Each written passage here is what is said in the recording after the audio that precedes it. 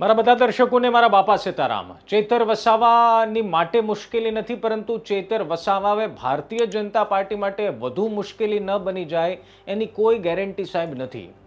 એની પાછળનું કારણ છે કે હવે નાંદોદથી ભારતીય જનતા પાર્ટીના નાકમાં દમ લાવવાનો પ્લાન ઘડાઈ ચૂક્યો છે.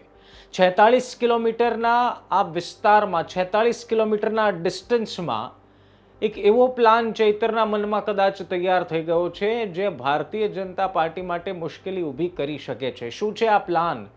કેવી રીતે નાંદોદથી નાકમાં દમ લાવવાનો એક સિક્રેટ પ્લાન તૈયાર થઈ ચૂક્યો છે? સરળ ભાષામાં સમજવાનો પ્રયાસ કરીએ. આપ નિષ્કર્ષ જોઈ રહ્યા છો. મારું નામ છે નિશિત રાજપુર.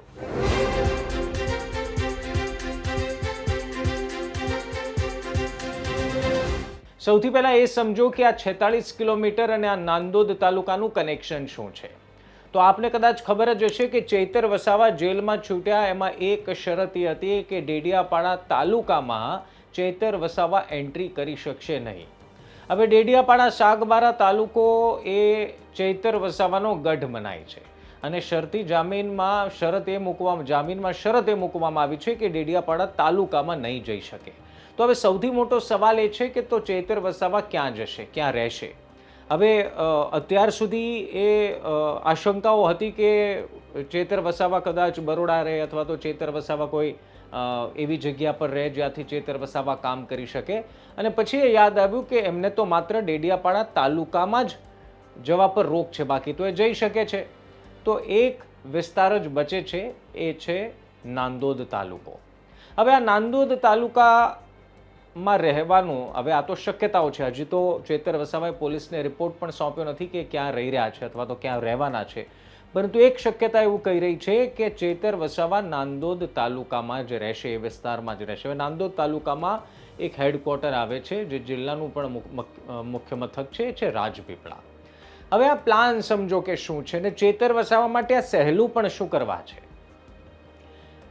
મનસુખ વસાવા રાજપીપળા રહે, દર્શનાબેન જે ભારતીય જનતા પાર્ટીના ધારાસભ્ય છે એ રાજપીપળા રહે, આમ આદમી પાર્ટીના જિલ્લા પ્રમુખ રાજપીપળા રહે છે, ભારતીય જનતા પાર્ટીનો ગઢ કયો? નાંદોદ તાલુકો. ભારતીય જનતા પાર્ટીના બીજા સંગઠનના મોટા નેતાઓ ક્યાં રહે છે? રાજપીપળા રહે છે. અને હવે ક્યાં રહેવાનો પ્લાન થઈ રહ્યો છે ચૈતર વસાવાનો? નાંદોદ તાલુકો. હવે હું સ્પેસિફિકલી નથી કહેતો કે એ રાજપીપળામાં જ રહેશે કે ક્યાં. આપણે તાલુકા અથવા તો એ સિટી એરિયાથી બહાર અથવા તો એ વિસ્તારમાં સમજીએ કે એક સૂત્રોના કહેવા પ્રમાણે પ્લાન બની રહ્યો છે કે નાંદોદ તાલુકામાં રહેશે.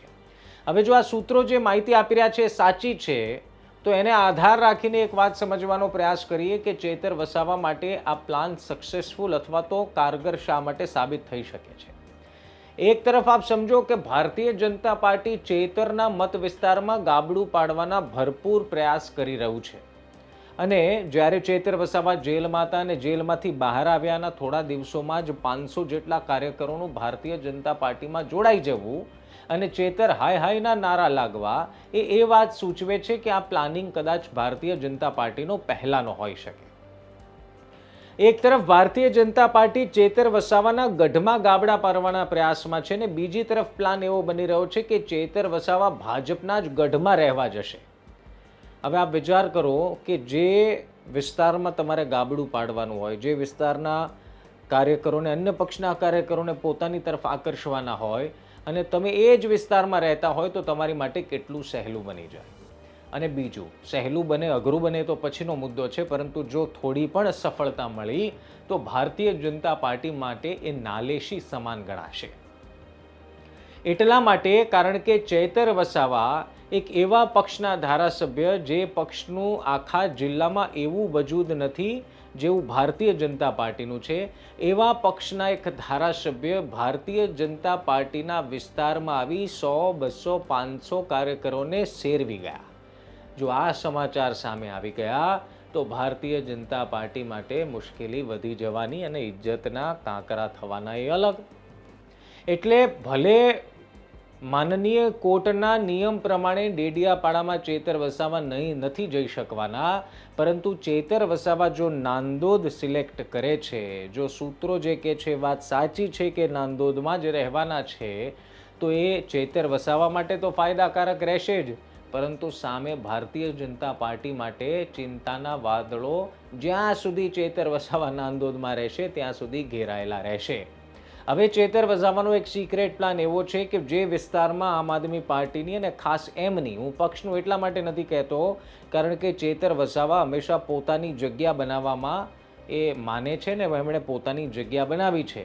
એટલે ચૈતર વસાવાનો પ્લાન કદાચ એવો હોઈ શકે કે જે વિસ્તારમાં એમનું સમર્થન ઓછું છે એ વિસ્તારમાં સમર્થન વધારીએ તો ભવિષ્યમાં આવતી ચૂંટણીઓમાં પણ એમને ફાયદો થશે.